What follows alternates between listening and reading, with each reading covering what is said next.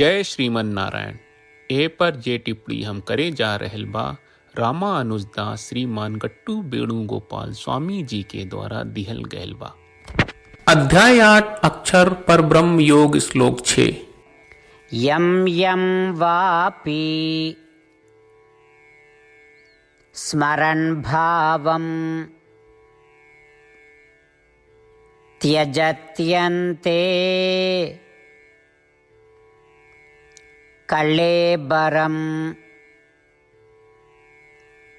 तं तमेवैति कौन्तेय सदा तद्भावभावितः।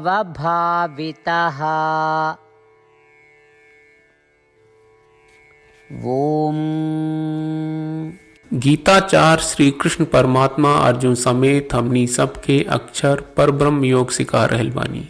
परमात्मा कहत बाड़न कि अर्जुन जे मरला के समय कौनो रूप के याद करत शरीर से निकल जाला उ अगला जन्म में वही रूप के संगे पैदा होखेला। यही तरह श्री कृष्ण परमात्मा मृत्यु के समय अंतिम स्मरण के प्रभाव और परिणाम बता रहल बानी। काहे कि श्री कृष्ण परमात्मा खुद घोषणा कर रहल बानी कि आखिरी सांस के समय हमनी के जौन भी रूप याद करी आ शरीर से निकल जाई अगला जन्म में भी हमनी के वही रूप से पैदा हो खब जा। ता आई हमनी के अपना के ऐसन आकार देवे की कोशिश करी जा कि हमनी के आखिरी सांस के समय श्रीमन नारायण खुद हमनी के याद में आ जावे। एकर अभ्यास करत घड़ी हमनी के श्री कृष्ण परमात्मा के वचन के ठीक और सही दोहरावे की कोशिश करी जा जैसन बा। यं यं वापि स्मरन् भावं त्यजत्यन्ते कलेबरं तं तमेवैति कौन्तेय सदा तद्भावभावितः। श्रीमद् भगवत गीता का पूरा सार श्री कृष्ण परमात्मा ने अध्याय 18वें के श्लोक 65 से 70 में 8 काम करे खातिर दिले बाड़े। श्री कृष्ण कहले हम ओ लोगन से प्रेम करनी जो लोग इन 8 बातन के मान तारे। हम ओ भक्तन के हर तरह से रक्षा करब। श्री कृष्ण परमात्मा के द्वारा बोलल गईल संपूर्ण भगवत गीता सुनला के बाद अर्जुन कहले करिष्ये वचनम त्वा, जेके मतलब बा कृष्ण मैं उही करब जौन आप कही।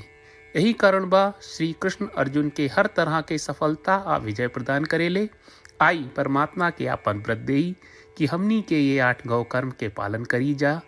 ई वचन परमात्मा के देवे से बड़न कौनो पूजा तपस्या यज्ञ नहीं। हम 8 प्रण कहब जौन हमनी के करे के चाहिए। आप सब कृपया इन्हन के आपन दिमाग और दिल में सोची।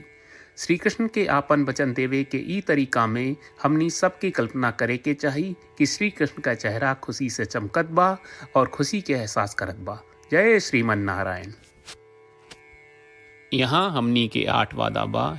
हमनी के पहला वादा, हे श्रीमन नारायण आपका निर्देश के मुताबिक हम हमेशा तोहार ध्यान करब और तोहार बारे में सोचब। हमनी के दूसर वादा, हे श्रीमन नारायण आपका सलाह का अनुसार हम हमेशा आपका भक्त रहब। हमनी के तीसर वादा, हे श्रीमन नारायण हम आपन सब काम तोहरा सेवा के रूप में और तोहरा संतुष्टि खातिर करब।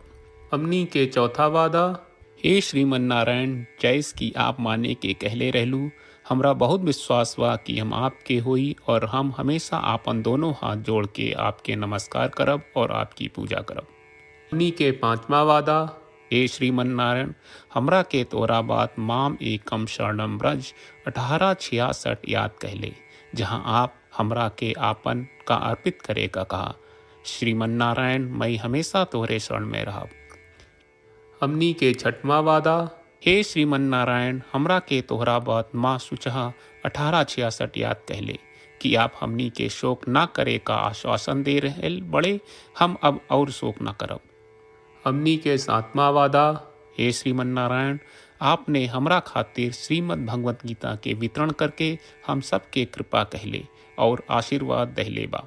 हम वादा करत बानी कि रोजाना कम से कम 1 श्लोक पढ़ब या सुनब। हमनी के 8वां वादा, हे श्रीमन नारायण आप गीता के पूरा मानवता तक ले गयलू। हम गीता में आपके दिव्य वचन के उन भक्तन तक पहुँचावे के प्रयास करब जे गीता से अपरिचित बा। हे श्रीमन्नारायण, हम उई करब जौन तू करई का कहब, हम ऐसन व्यवहार करब जैसन आप चाहत बानी, और हम खाली आपका खातिर काम करब। श्रीमन्नारायण के रोज आपन वचन देहल कि हम ओइस करब जैस आप कहत बानी, ई अपने आप में बड़न पूजा बा। श्रीमन्नारायण करशे वचनम त्वा, श्रीमन्नारायण हम तोरे निर्देश के मुताबिक काम करब। सर्वम श्री कृष्ण अर्पणम अस्तु। जय श्रीमन्नारायण। यं यं वापि स्मरन् भावं त्यजत्यन्ते कळेबरं तं तमेवैति कौन्तेय सदा तद्भावभावितः।